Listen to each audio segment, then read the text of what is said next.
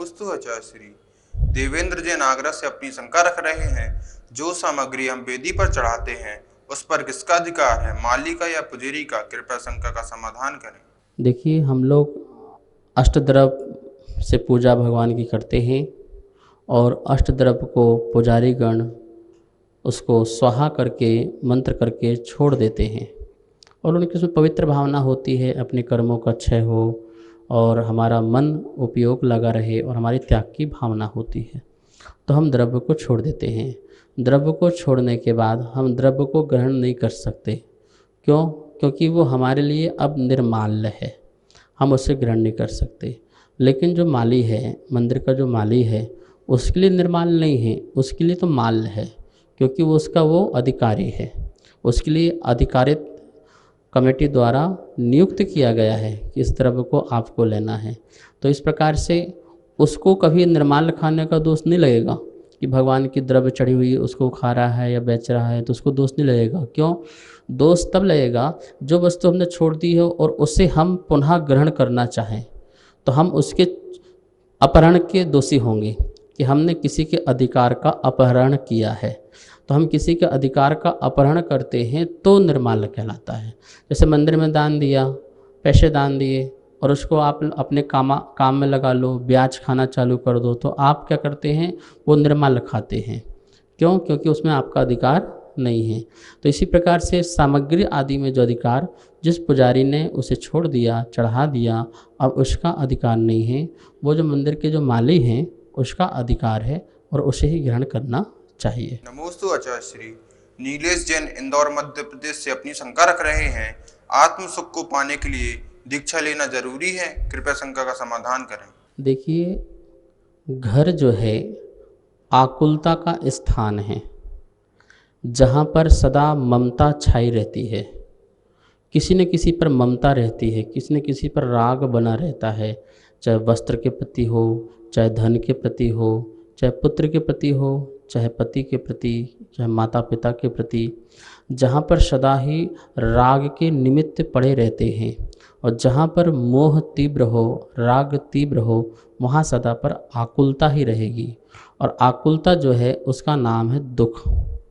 तो दुख, संसार में रहोगे, परिवार में रहोगे, तो सुख की अनुभूति संभव बिल्कुल भी नहीं है, क्योंकि निर्विकल्पता नहीं है। और जब निर्विकल्पता नहीं है तो विकल्प ही विकल्प रहेंगे और विकल्पों के कारण तुम दुखी रहोगे। इसलिए आत्म सुख पाने के लिए हम घर से, परिवार से मोह छोड़ते हैं, तब जाकर के हमें आत्म सुख मिलता है। उसमें भी जाकर के, मुनिपन में भी जाकर के सभी प्रकार के विकल्प छोड़ना, यहाँ तक कि धर्म प्रभावना का भी विकल्प छोड़ना। चूँकि शुद्धोपयोग में ज़्यादा समय तक नहीं रह सकते हैं, शुभ उपयोग में ज़्यादा समय रह सकते हैं, इसलिए स्वाध्याय का विकल्प, प्रवचन का विकल्प, मंदिरों का उद्धार का विकल्प आता है। शुभ अशुभ विकल्प तो आता नहीं है, शुभ विकल्प आते हैं। लेकिन उसमें भी वह विकल्प ना आए और मैं शुद्ध उपयोग की दशा में रहूं, उससे परम सुख की प्राप्ति होती है।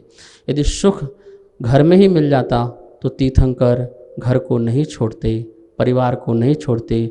बड़े बड़े चक्रवर्ती जो हैं, वैभवशाली, वो कभी परिवार को नहीं छोड़ते। महादुखी हो गए, उस कारण से उनने घर छोड़ा। बहुत दुखी हुए होंगे तीर्थंकर भी घर में, चक्रवर्ती भी घर में, उन्हें बहुत आकुलता सताई होगी, सुख नहीं मिला होगा, तो छोड़ छाड़ के जंगल में बैठ गए और वहाँ पर उन्हें आत्म सुख की प्राप्ति हुई। निश्चित ही दीक्षा लेना अनिवार्य है परम सुख की प्राप्ति के लिए। नमोस्तु आचार्य। प्रमिला जैन सरधना मेरठ उत्तर प्रदेश से अपनी शंका रख रही हैं, गर्भस्थ शिशु के पास कितना ज्ञान होता है? कृपया शंका का समाधान करें। देखिए, 5 प्रकार के ज्ञान होते हैं: मति ज्ञान, शुद्ध ज्ञान, अवधि ज्ञान, मनापरय ज्ञान और केवल ज्ञान। ये 5 प्रकार के ज्ञान होते हैं। जो गर्भस्थ शिशु है, कोई भी शिशु हो सकता है, मति ज्ञान, शुद्ध ज्ञान तो कॉमन है, ये ज्ञान तो होते ही होते हैं। प्रत्येक जीव को मति ज्ञान और शुद्ध ज्ञान होता है। अब मति ज्ञान में, शुद्ध ज्ञान में उसे कितना ज्ञान है, ये तो स्वयं की जीव की अपनी उपादान शक्ति है कि मति ज्ञान का उसका विस्तार कितना है और शुद्ध ज्ञान का उसका विस्तार कितना है। तो इस प्रकार से जितनी जितनी परिपक्वता उसके अंदर इंद्रियों की आएगी, उस रूप से उसका ज्ञान का उघाड़ भी उस रूप से होता जाएगा। भाव प्रत्यय नाम का जो अविधि ज्ञान है वो तीर्थंकर के साथ में होता है, लेकिन जो सामान्य जो मनुष्य आदि हैं, जीव आदि हैं, उनको गर्भस्थ में मति ज्ञान और श्रुत ज्ञान होता है। नमोस्तु आचार्य श्री। अपेक्षावेद कारंजा लाड महाराज से अपनी शंका रख रही हैं, एक इंद्रिय जीव में कौन सी लेस्या और कौन सी संज्ञा होती है? देखिए, एक इंद्रिय जीव प्रथम गुण स्थानवर्ती है और उसकी जो लेश्याएँ हैं नियम से तो अशुभ लेश्याएँ ही होती हैं, पर मंद रूप परिणाम उसके और भी अच्छे हो सकते हैं।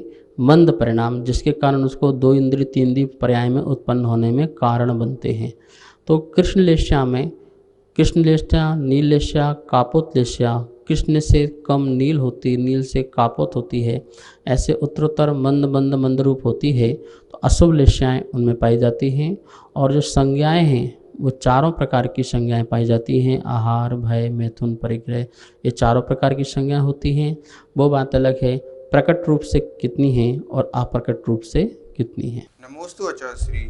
किरण जैन बड़ा मलहरा छतरपुर मध्य प्रदेश से अपनी शंका रख रही हैं, कुभोग भूमि के मनुष्यों का जन्म कैसे होता है? कृपया शंका का समाधान करें।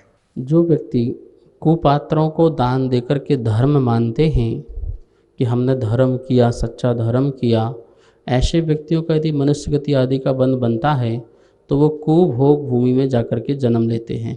एक सुभोग भूमि होती है और एक कुभोग भूमि होती है।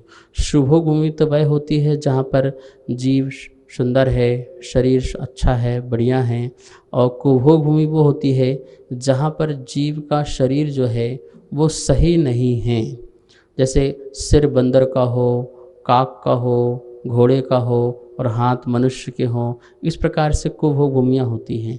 वहाँ पर जन्म जो होता है वैसे ही होता है, युगलियों की तरह ही उनका वहाँ पर जन्म होता है, क्योंकि भोग भूमि है तो जन्म भी उनका युगलियों वत ही होता है। एक साथ जन्म हुआ और माता पिता का मरण हो जाता है, तो जैसे सुभोग भूमि में जन्म होता है वैसे ही कुभोग भूमि में भी जन्म होता है। नमोस्तु आचार्य श्री। रीना शाह अहमदाबाद गुजरात से अपनी शंका रख रही हैं, क्या आर्य भूमि के मिलेच्छ खंड के मनुष्य और कुभोग भूमि के मनुष्य सम्यक दर्शन प्राप्त कर सकते हैं? कृपया शंका का समाधान करें। देखिए, मिलेच्छ खंड में रहने वाले जो जीव हैं वो धर्म कर्म से रहित रहते हैं, ऐसा शास्त्र में लिखा है। मिलेच्छ मनुष्य और आर्य मनुष्य। आर्य मनुष्य जहाँ पर धर्म कर्म आदि किया जा सकता है, पर मिलेच्छ मनुष्य ऐसे हैं जहाँ पर धर्म कर्म की प्रवृत्ति नहीं होती है, तो वहाँ पर सम्यक दर्शन की उत्पत्ति के कारण भी मौजूद नहीं है। हाँ, उस मिलेच्छ खंड से कोई आर्य खंड में जीव आ जाए तो सम्यक दर्शन और दीक्षा आदि को भी ग्रहण कर सकते हैं। जैसे भरत चक्रवर्ती हैं, तो भरत चक्रवर्ती की जो रानियां हैं 32,000 वो मिलेच्छ खंड से आती हैं, और वो यहाँ पर आकर के उनके जो बच्चे हैं वो सम्यक को उपलब्ध हो जाएं, दीक्षा आदि को उपलब्ध हो जाएं, यह व्यवस्था तो कदाचित हो सकती है। लेकिन म्लेच्छ खंड में उत्पन्न होने वाला जीव, वहाँ पर रहने वाला जीव, उसको सम्यक उत्पत्ति होने में वहाँ किसी प्रकार का कारण मौजूद नहीं है। कुभोग भूमि में भी इस प्रकार से ही लगाना कि कुभोग भूमि में भी जो जीव हैं सम्यक को उपलब्ध होने में वहाँ भी किसी प्रकार का उनको निमित्त नहीं मिलता है। इस प्रकार से वो दिन रात अपने संक्लेश परिणामों में ही जीवन व्यतीत करते हैं। नमोस्तु आचार्य श्री। आरती जैन राजा बाजार दिल्ली से अपनी शंका रख रही हैं, वैराग्य दुख के काल में आता है या सुख के काल में? कृपया शंका का समाधान करें। पहले तो ये समझें कि दुख और सुख क्या होता है। हम लोग समझते हैं कि साधन के सद्भाव का नाम सुख है और साधन के अभाव का नाम दुख है, तो इस सुख दुख की आप हम सबकी परिभाषा होती है। लेकिन शास्त्र में क्या किया है, निराकुलता का नाम सुख है और आकुलता का नाम दुख है। तो संसार में परिग्रह और परिवार जो हैं वो दुख के ही कारण होते हैं, और जब व्यक्ति उससे आकुलित होता है तो उसे लगता है कि संसार जो है नश्वर है, क्षणभंगुर है, इस कारण उसे फिर वैराग्य हो जाता है, अपना संसार में कोई नहीं है। इंद्रिय सुखों के काल में भी जब उसे यह लगता है कि ये सुख भी सुख नहीं है, तो उससे फिर वैराग्य होता है। तो उस सुख के काल में भी देखो, इंद्रिय सुख का सुख भोग रहा है और एकदम से मन में आया कि ओहो ये सुख भी शाश्वत सुख नहीं है, तो उससे वैराग्य हो जाता है। और वैसे दुख के कालों में बहुत जल्दी वैराग्य भी उनको जीवों को हो जाता है। सभी को सादर जय जिनेन्द्र। हमारे पास तत्वार्थ सूत्र के प्रथम अध्याय की पुस्तक छपकर आ चुकी है, जिसमें चित्रों और स्लाइडों के माध्यम से सरलीकरण करके अर्थ समझाया हुआ है, जो आचार्य श्री के श्रीमुख से समझाया गया है। और जो भी महानुभाव इस तत्वार्थ सूत्र की प्रथम अध्याय की पुस्तक को मंगवाना चाहते हैं एवं द्वितीय एवं तृतीय अध्याय की पुस्तकों को छपवाना चाहते हैं, वो नीचे दिए गए नंबर पर संपर्क करें। एवं जो भी पुण्यार्जक बनना चाहते हैं वो भी नीचे दिए गए नंबरों पर संपर्क करें। धन्यवाद। जय जिनेन्द्र।